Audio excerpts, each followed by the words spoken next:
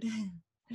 Okay, hello everyone. Welcome to the Hodlcast. And today we have a special guest, Alex Gladstein, who's the Chief Strategy Officer at the Human Rights Foundation. And we're going to be talking a little bit about Alex's recent article in Bitcoin Magazine discussing the situation in China. So Alex, thank you so much for coming on today. And maybe you can introduce yourself, give a little bit of your background and how you got involved in the Bitcoin space. Sure. My name is Alex. I work at the Human Rights Foundation, which is a nonprofit based in New York City.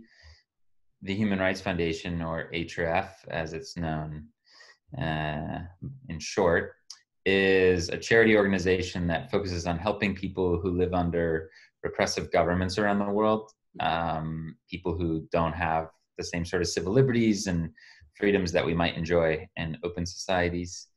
Just to give some examples, in about 93 countries around the world, which we would consider either fully authoritarian or partly authoritarian, it's much harder to do things like, conduct investigative journalism, for example. Independent media is usually illegal or basically an endangered species. It's very difficult to protest and hold your government accountable for the things that they do that are wrong. And it's extremely difficult to even whistleblow or mount any sort of resistance whatsoever. In open societies, that's done in parliaments, it's done in newsrooms, it's done on television, it's done by comedians, it's done by musicians, it's done by artists, it's done by students, it's done by the Greta Thunbergs of the world. But you couldn't have Greta Thunberg in China. This would not happen. You couldn't have her in Saudi Arabia, etc. So it's really important to make that distinction. It doesn't mean that the open societies are the greatest things ever. It just means they have a different mechanism, and people are able to hold their government accountable and affect change, whereas they can't in closed societies. It's just not an option. If you live in Vietnam or Cuba, you just can't do that. So we've chosen to allocate our resources and promote human rights and freedoms in those countries. So that's kind of my background. I also do some teaching for Singularity University, where I do some executive education work on decentralization, on governance, on Bitcoin, cryptocurrency. And I got into the sort of Bitcoin space because I just sort of saw that it was having an impact around the world in these small little cases a couple of years ago. And I just wanted to dig further. And what I've seen so far over time has been pretty remarkable. Mm-hmm. So I've come to the appreciation that Bitcoin is a revolutionary technology that's already changed the world in some areas and will continue to do so. And I believe that it's on the same level as the internet or the printing press in terms of how radically it will change the world. And I think it'll be radical and progressive in the way that it changes the world. I think it'll be for the better. Mm-hmm. Yeah, let's hope so. Well, that sounds like some really great work you're doing over there. And so maybe we can start off with, so the Chinese president, he gave a speech on October 24th of this year stating that they're going to be ramping up their blockchain usage in China. And what were your overall takeaways from the speech? Yeah, so we know a few things. We know that the dictator of China, Xi Jinping, would never do anything that would risk his own power. We know that he would not ever introduce technologies or industries that would, empower the people at the expense of the government. We know that he would not pursue values like decentralization and freedom. These are the obvious things that from a political science, historical perspective, we don't need to know the technology details to understand that those are his objectives, and that is his mission, is to hold on to power and to basically, keep the people at bay, keep them content, but kind of keep them at bay.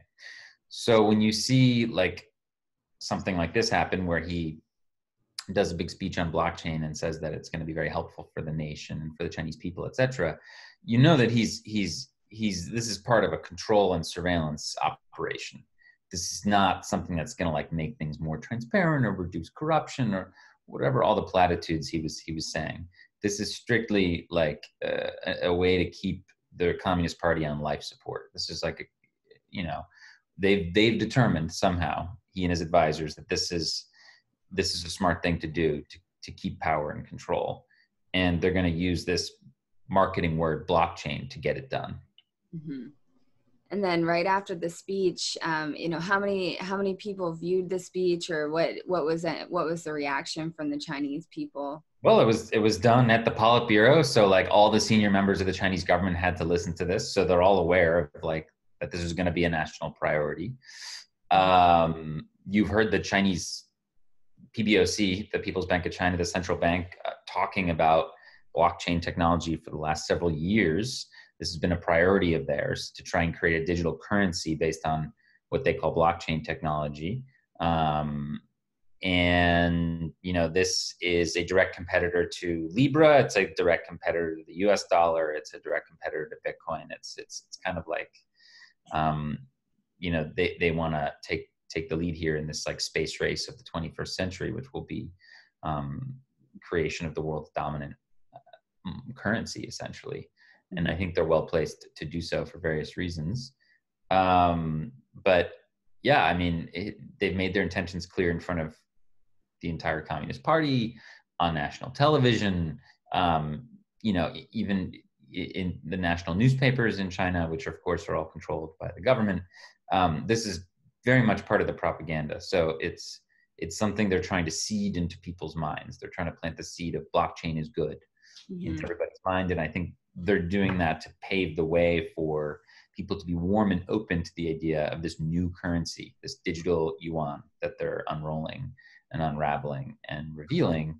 And people are naturally going to be skeptical and cautious of something brand new, especially in a system like China. But you've seen how that society has been able to adapt to new frameworks really, really fast. I mean, if you look at how fast WeChat was adopted and look at its curve of users from 100,000 to 1 million to 10 million to 100 million to 500 million is pretty amazing. So one would think that it's possible for them to kind of do the same in terms of getting the whole society to use this new currency. And I think that all this sort of blockchain PR and marketing stuff from the government is prepping the population for this sort of transformation. Yeah. And what type of blockchain will it be? Like when they say blockchain, what does that really mean? Arguably, it will have some sort of distributed ledger. I mean, perhaps local governments will each keep a copy, maybe. I mean, this is speculation based on what the PBOC has said, what other experts in the area have said. It may be a cryptocurrency, meaning it may be based on public key cryptography. So arguably it may be better in some aspects than what they have now.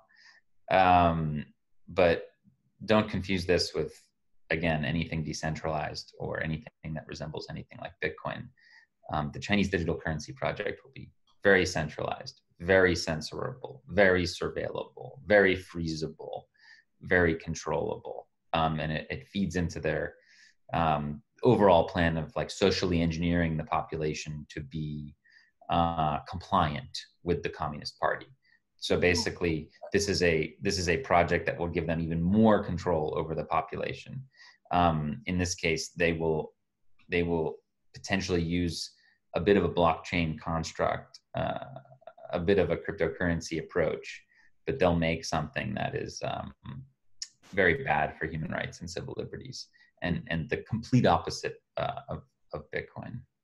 When you say freezable, I remember reading some stuff about the WeChat or the Alipay, and if people are buying diapers, then they're getting the higher social score. But if they're playing video games or spending movies or money on that, they're getting lower social scores, and then that being limiting them to, what kind of transportation lines they can get on and things like that. So I guess this could act as a big extension of that, controlling people through their Yeah, I wallet. mean, what you're describing are, you know, various clips of news bits about experiments in China. I mean, they're not hugely widespread, but yes, there are certain companies and municipalities and districts that are experimenting with this idea of social credit, right? Of basically allowing people to enjoy perks in society if they're like more loyal to the government. And if they adhere to like social standards that are judged to be like appropriate. Yeah. So as you're saying, like not playing video games, not drinking, not smoking, and of course not saying anything bad about the government, right? So if you're a good citizen in the world of social credit, you would do pretty well. You would have a much more stable financial foundation. And I think they can sort of already achieve that without a digital currency. They don't need blockchain or cryptocurrency to do that. What I think makes a difference, and what I think they do need um, a national digital currency to do, is to have better surveillance over every transaction. Even today in China, there's still some people who, there's some percentage of the economy, maybe 10, 20, 30, 40%, it's unclear, but certainly quite a bit of daily transactions are still done in cash, which obviously are not traceable. So the Chinese government wants to kill that, replace the cash with people using this currency via their phones.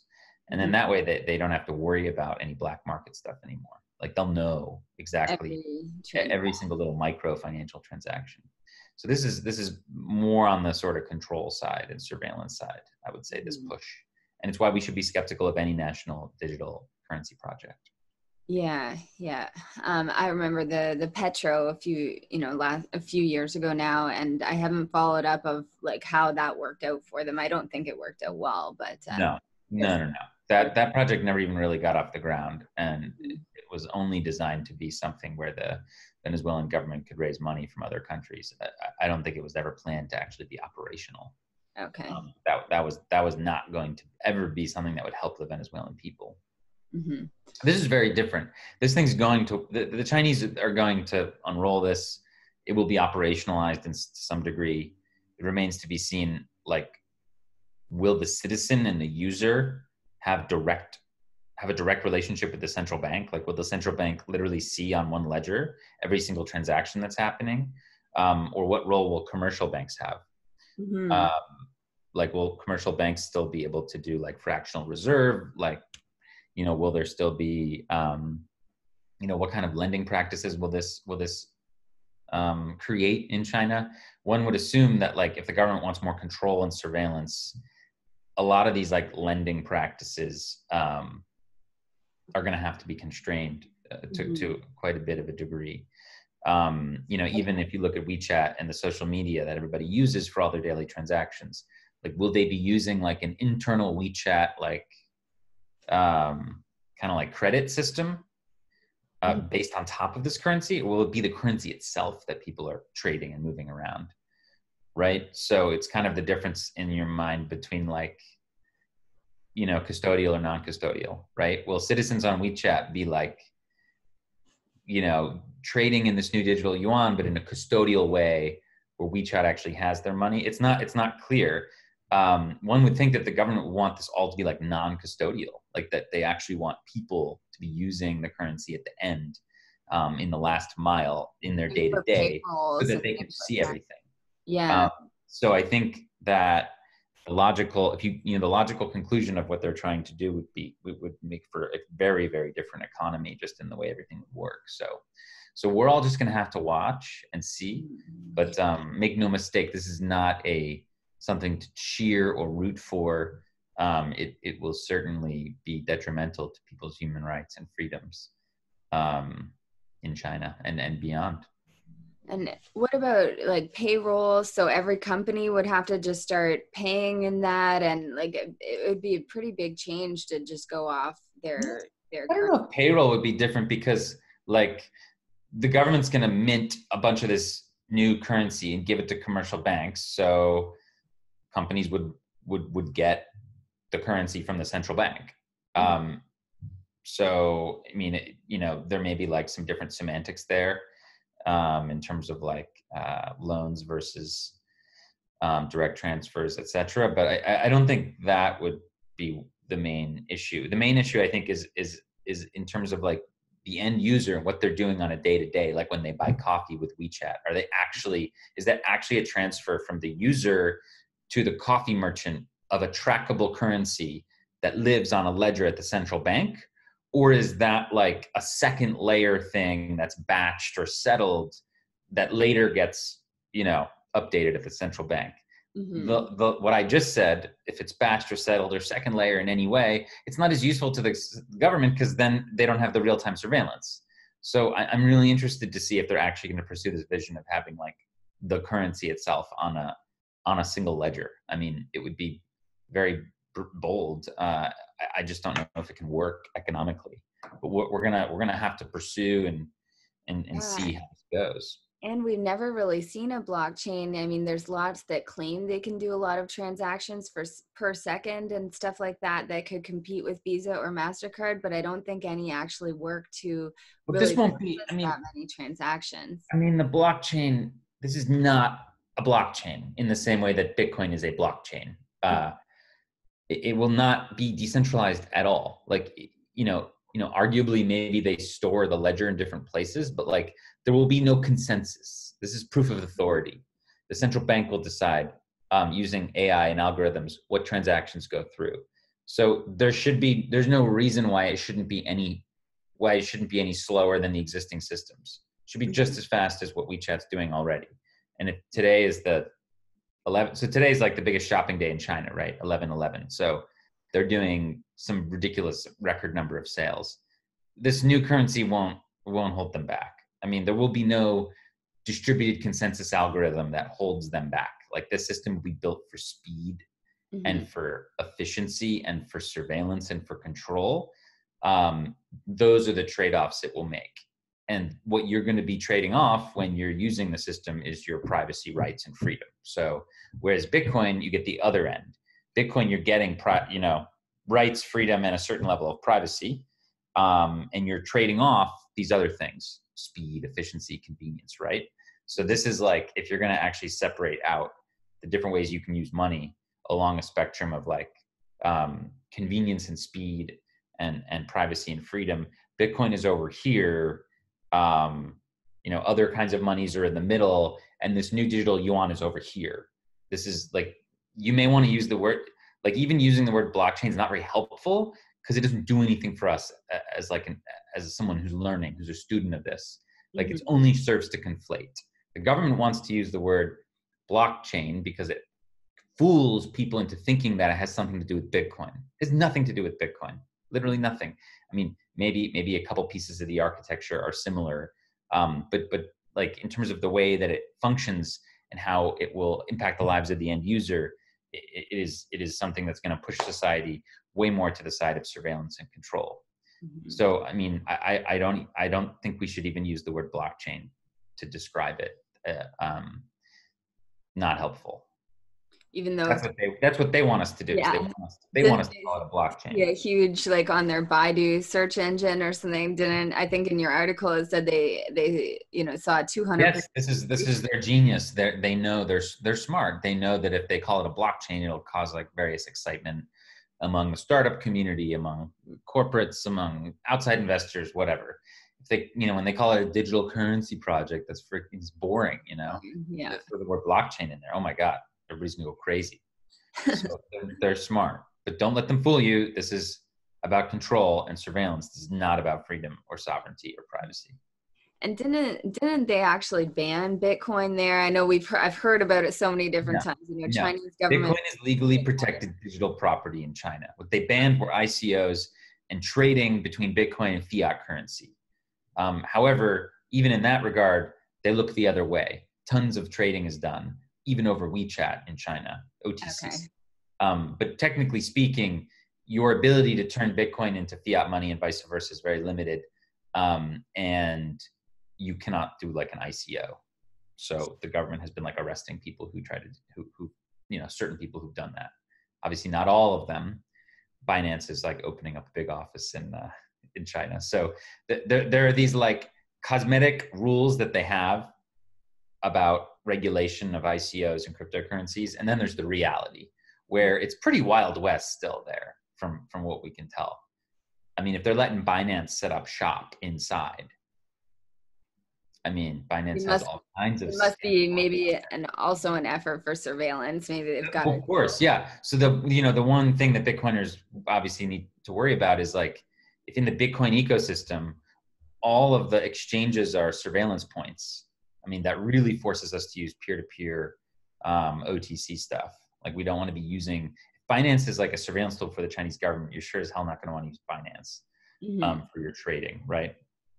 But it's again a smart move by the Chinese government. If they can capture and co-opt the major exchanges, then they can make them points of surveillance, and it really like helps them both regulate the industry, but also spy on people and seize assets of people they don't like. So another reason to like not store your Bitcoin on exchanges or even use exchanges. Yeah. I mean, the real Bitcoiner doesn't do trading. This is not. They're in a game of like accumulating as much Bitcoin as they can. That they don't want to trade it even to make small, or whether it's small or large, temporal gains. They just want their only goal is to just accumulate Satoshis. That's their goal, right? Yeah. What's that meme? It's like Neo, when it comes time to spend it, you won't have to convert it to fiat or something like that. Yeah, you worry about it later. Like the goal is, this thing is a rare asset. There's just not that much of it. There's going to be huge demand from around the world, and you want to like have as much as possible. That's their goal, which seems to make sense. So anyway, this is again very concerning. Just this whole way the Chinese government is approaching it. It's a very intelligent way. It's a smart way. And again, it's a way to further their like control and surveillance of the population. So if the And Chinese, they're being careful about like, I mean, you may see the word Bitcoin mentioned here or there. I know it was in a newspaper the other day, but like, this is not a Bitcoin initiative. This is blockchain, and there's been like major statements made by public officials over the last couple of years. Like Jack Ma famously said that Bitcoin is a bubble, but blockchain's for real, right? So they're trying to push that agenda in communist China. Yeah. So I guess the people there, anyone that might have an inkling of the surveillance side of things, they probably would want to get some Bitcoin before all of this is rolled out. I But think the first thing they'd want to do is learn about how to use Bitcoin safely, yeah, which is not necessarily the easiest thing, unfortunately, right now.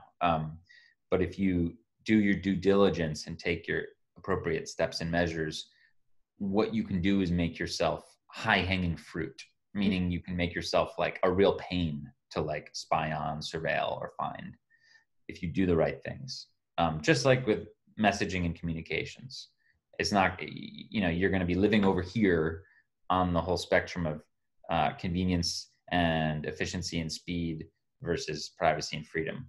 You want to take that choice and try to like earn some Bitcoin, accumulate some Bitcoin, spend Bitcoin. You're going to be living in a world where you're trading off all of the convenience and speed. And it's going to be a real pain for you, but it may be worth it. So it's I think the first thing to do is educate yourself about how to use Bitcoin securely and more securely. It's the same way about like, it's very similar to like, how would you use a phone securely? Like, first of all, would you use Signal? Would you use Tor, etc.? So, would you, in Bitcoin's case, would you use a mixer? Would you use Tor?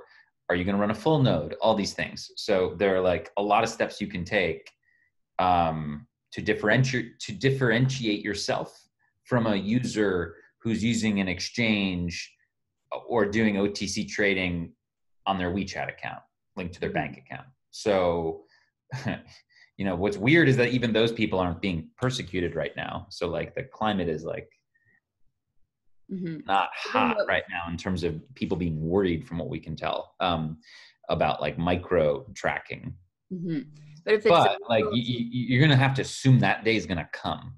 So you want to prep yourself. So the best thing is to become educated about how to use Bitcoin securely and safely. That would be the most important thing. And then once you have some confidence there, then yeah, you may want to consider using Bitcoin instead of using fiat money, or at least accumulating some for later, just in case. Mm-hmm.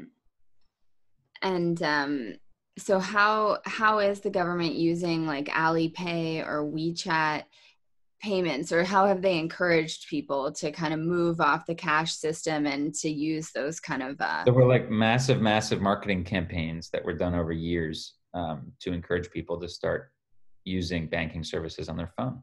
Mm-hmm. It was done in a clever way. It was tapped into Chinese traditions in terms of colors and symbolism and dates.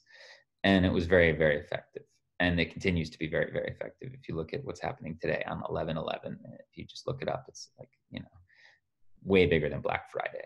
And it was something that was created in just a matter of years by one company. I mean, this is kind of crazy to think about. So they're going to use that same formula to like get everybody addicted and onto and fully merged onto this new digital yuan, which is going to be potentially way more trackable than the existing financial system, where like the government either doesn't know what you're doing because you're using cash, or for the majority of folks who are using WeChat and banking services, the government has to like go to that company and ask for your records. And that's like a huge pain for them. They just want to have direct oversight over what you're doing. I mean, that would be the dream. Yeah.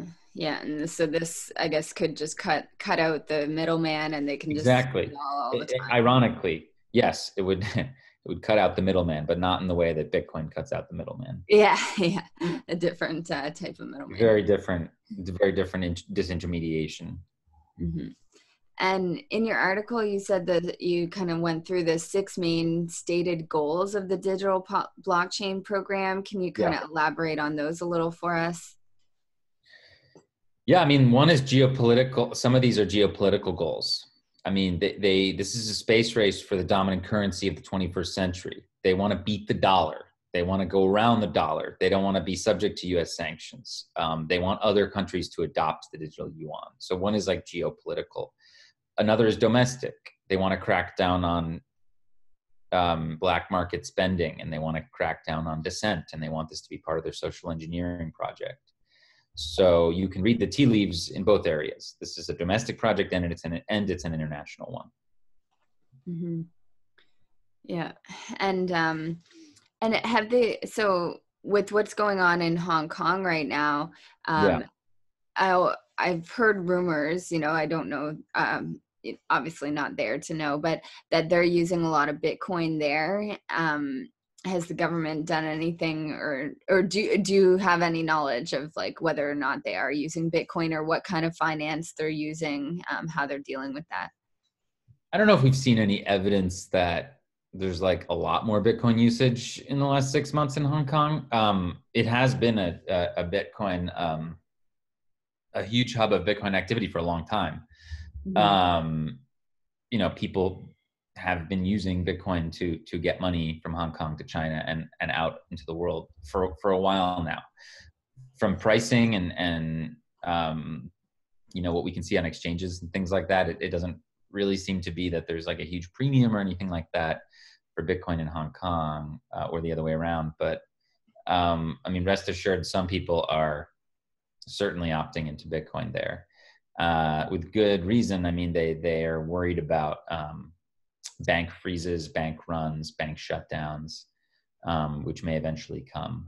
They're worried about a collapse of the currency, which could eventually come if the government continues to crack down on the people and there continue to be protests, and the authoritarianism continues. Like, it just seems like that's not a stable environment to have a business and do a startup in, etc. Eventually, that's going to take its toll on the economy. It already has, but it'll be much worse. Mm-hmm. So I think wisely, some people are like opting in, investing a little bit into Bitcoin, etc., to like safeguard themselves from this. But it's not like it's not, from what we can tell, been noticeable in the same way that it has been, for example, in Argentina is very noticeable. Like there's a big premium there, or Lebanon. These are places where there's like premiums on Bitcoin and where it's more valuable, and you can actually just see the flow of it. You can go to this website, fiatleak.com. It's got kind of an interesting visual of some of the exchange activity. There's just this huge flow of Bitcoin from Argentina to the United States. Oh, wow. So I don't think it's that pronounced, but I do think people in Hong Kong have come to a more recent appreciation of why cash is important.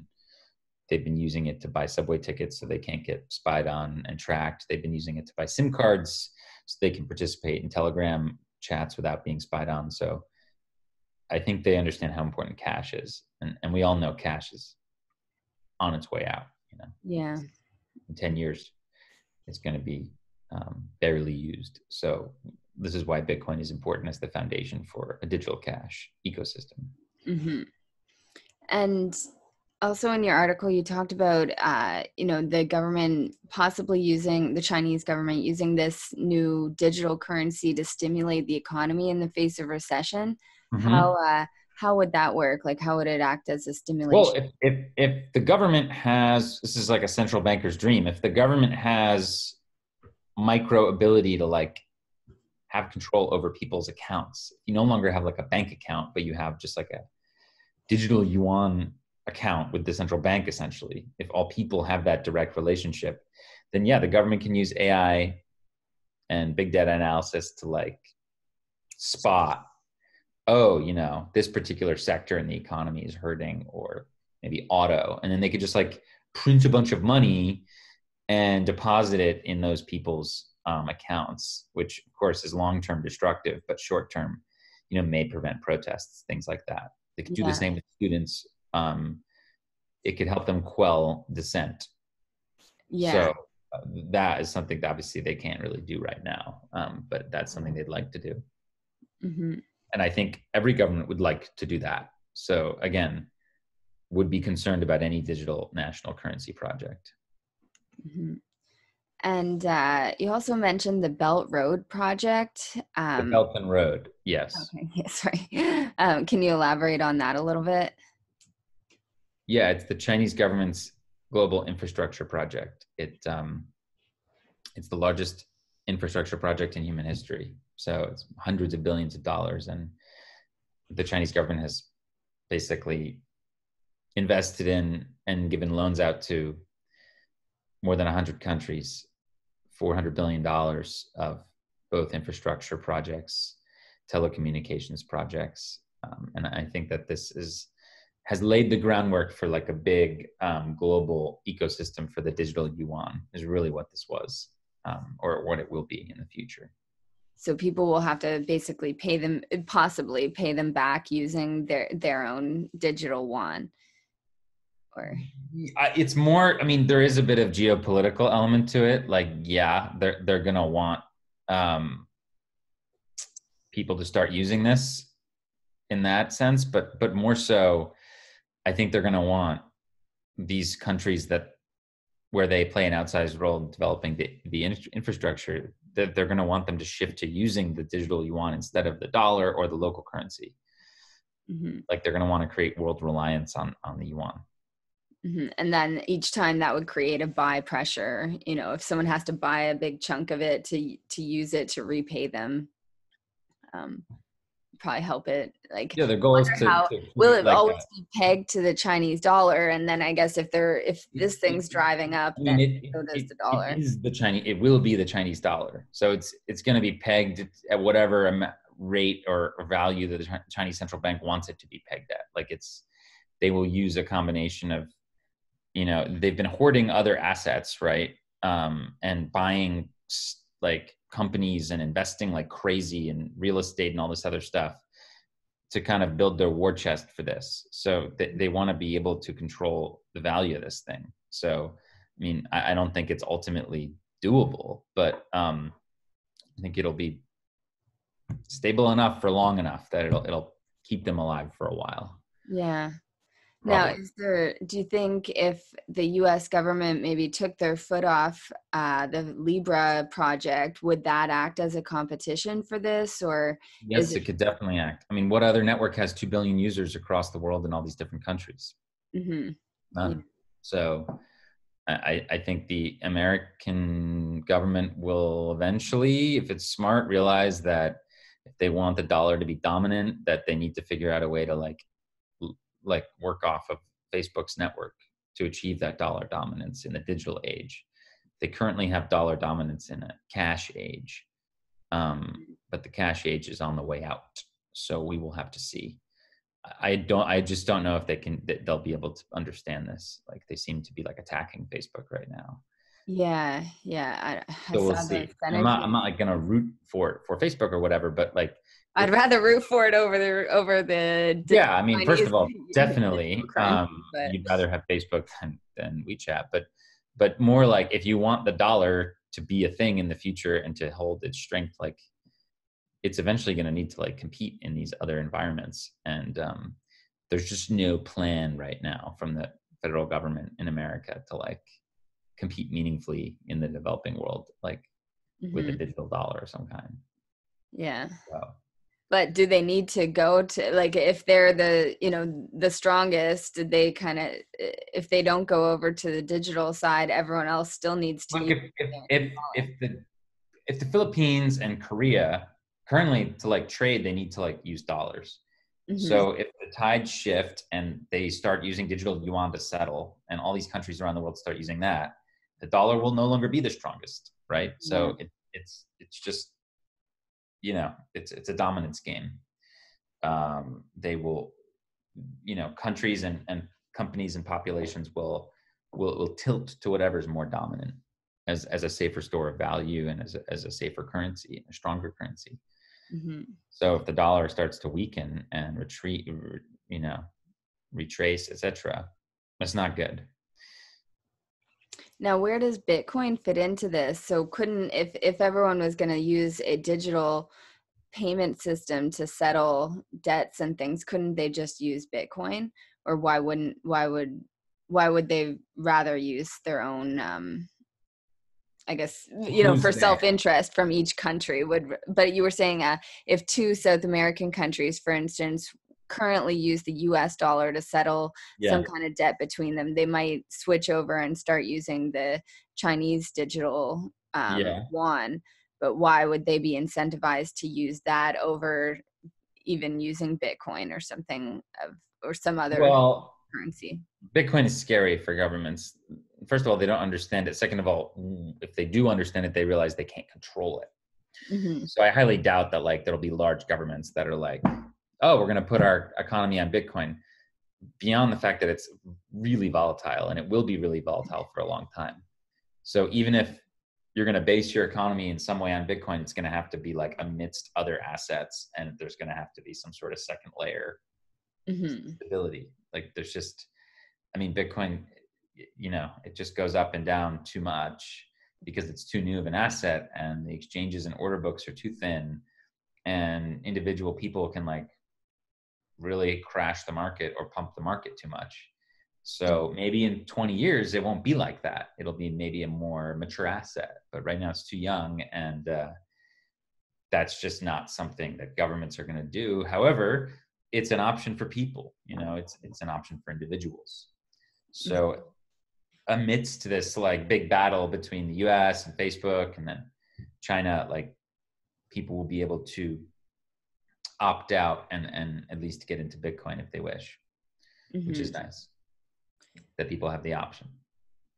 Yeah, I wonder if it'll start driving more and more people into Bitcoin as the surveillance, increases. I think right now people, at least I don't know the people in China, I'm just very much generalizing, but I feel like people around the world enjoy the convenience of easy ways to pay, like Apple Pay, things like that. And we haven't seen, at least in America, too many cases of people being frozen out of their banking system. Maybe some YouTube, you know, personalities or things like that, when they get, shut down, Oh, I think there's been a lot of deplatforming and quite a yeah. bit of people getting frozen out of their bank account, even if it's not intentional.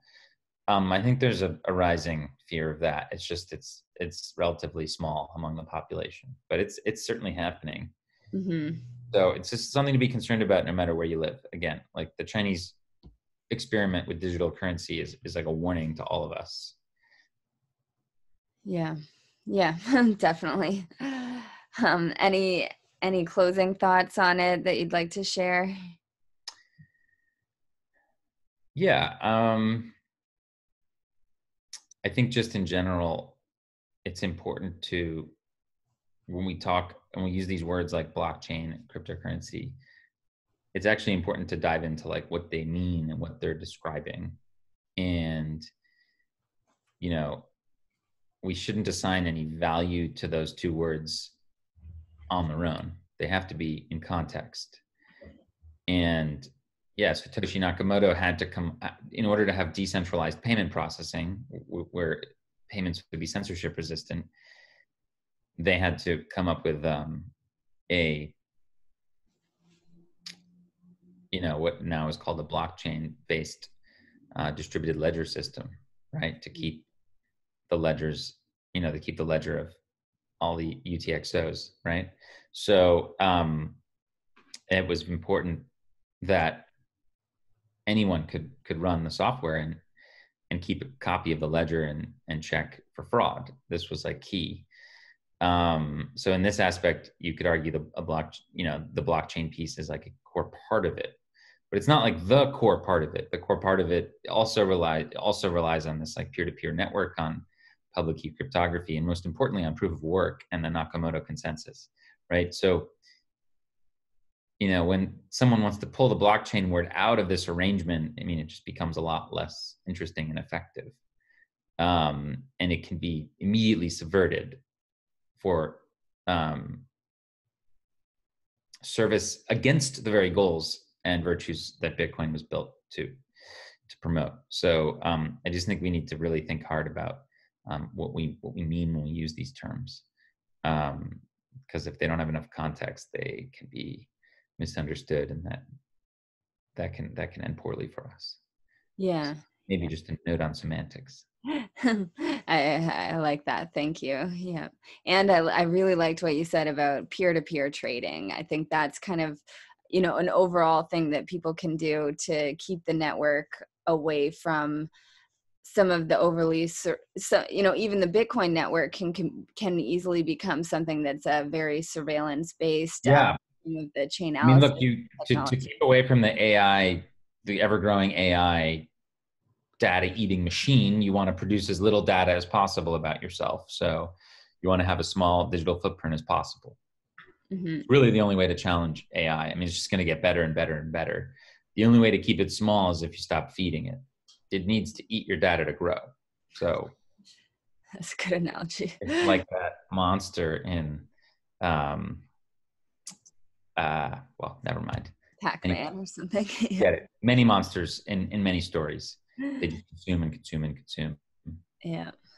Okay. Well, Alex, how can people find you if they? My Twitter handle, GLADSTEIN, is the best way to interact with me, probably.